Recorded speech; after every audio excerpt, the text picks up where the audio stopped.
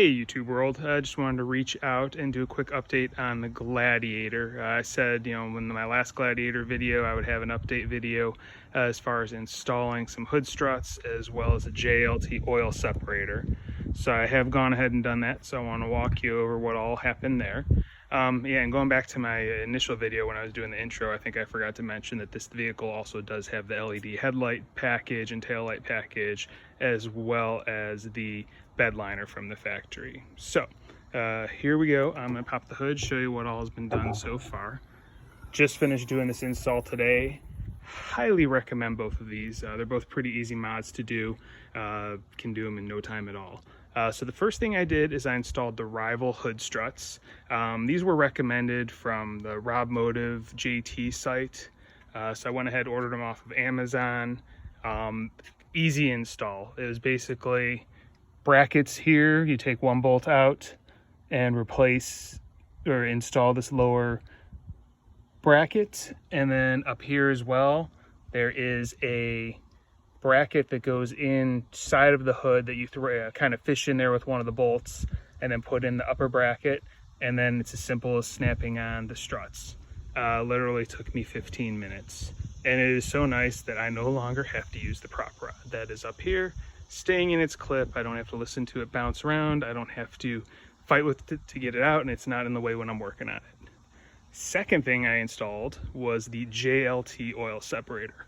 I have one of these on my GT 500, and I tell you what, each oil change I literally pull, it's pretty much full. So it does the job on that car. I have a feeling it'll do the job on this vehicle as well. Again, very simple install. Basically, they give you a bolt that goes into a blank space right here, holds the bracket in, two screws hold the separator to the bracket. As far as the two hoses go, the one goes right into a nipple on the intake manifold right here. Simple pull off the old one, put the new one on after you take the cover off using the two bolts there and there. As far as the rear hose goes, basically it feeds around the back side of the motor, goes underneath the coolant bottle. You have to take out these two nuts here. You can pull the coolant bottle off, and you'll feed it back behind there, and then it snaps on over here down on the valve cover below. You can see the hose kind of coming through from behind there, right there.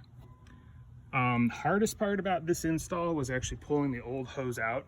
They actually don't say to do it in the instructions. You could probably leave it in place and not have to worry about it, but I just wanted it out of the way, so I had to fish it out. There's a lot of other vacuum lines, oil, fuel lines and whatnot underneath, so I had to just do a little bit of fishing, twisting, wiggling, unclipping, and I was able to get it out. So both those mods are done, both pretty quick and easy. I'll report back down the road as far as how much oil I'm getting between oil changes and whatnot. But yeah, I mean, it should make a difference. Plan on keeping this truck for a long time, so hopefully it'll keep my engine nice and clean on the inside. Won't have to worry about anything. And yeah, you barely notice either of these things. They don't look like they're anything that's out of the ordinary. They look basically like they're factory, so it's kind of nice.